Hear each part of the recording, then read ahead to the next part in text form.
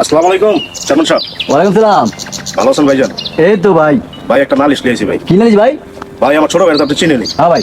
এই ছোট ভাইয়ের ছোট থেকে এই পর্যন্ত বড় করছি, লেখাপড়া শিখাইছি। সেই ভাই এখন সম্পত্তির ভাগ চাইতেছে। আমার যত পয়সা আছে, আমি যত ইনকাম করছি সব খরচ করে আমি ছোট ভাইয়ের লালন পালন করছি, এখন সেই জমির ভাগ চাইতেছে। তুমি কোনো চিন্তা করো না মিয়া, তুমি আমার ভাই। যাও, বিচার আমি করে দেবো। যাও, তুমি নিশ্চিন্তে গিয়ে ঘুমাও। সালাম আলাইকুম চেয়ারম্যান সাহেব। আরে ভাই, কি অবস্থা তোমার? ভাই বেশি ভালো না। আমার ভাই আমার সম্পদ বুঝাই দেয় না। গেন্দা চাই সম্পদ, হ্যাঁ বিলে সম্পদ দিত না আমারে। আমারে সম্পদেতে বঞ্চিত করতে যেতেছে। মানে এটা আপনার একটা বিহিত করে দিতে হইব। মিয়া, তুমি হয়েছো আমার ভাই, কলজার ভাই। তুমি নিশ্চিন্তায় ঘুমাও, আমি এটার বিচার করে দেবো। যাও। ঠিক আছে চেয়ারম্যান সাহেব, তো গেলাম।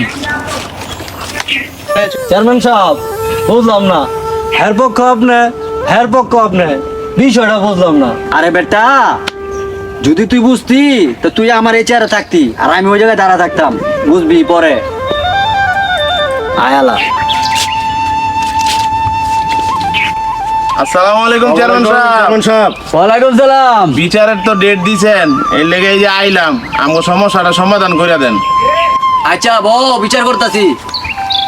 আমি যে বিচার করবো তোমরা মানবা তো? হ্যাঁ চেয়ারম্যান সাহেব। তোমাকে জায়গা হয়েছে দের কানি। হ্যাঁ চেয়ারম্যান সাহেব। তা এখন আদা তোমার, আদা তোমার, আর আদা আমার নামে লেখা দিবা। বিচার শেষ, যাও গালা। দেখছস সম্পত্তির ভাগ চাওয়ানে কি হইলো? আমি কি তোর ঠকামো? আমি তো বুঝতে নাই ভাই, চেয়ারম্যান সাহেব যে এই কাম করবো আর জীবনে দুই ভাই দ্বন্দ্ব লাগতাম না। চলো ভাই, আর কাজে কুজে লাগতাম না। জায়গা ভাই, জীবনে শিক্ষা, চরম শিক্ষা হয়েছে, আর জীবনে আইতাম না।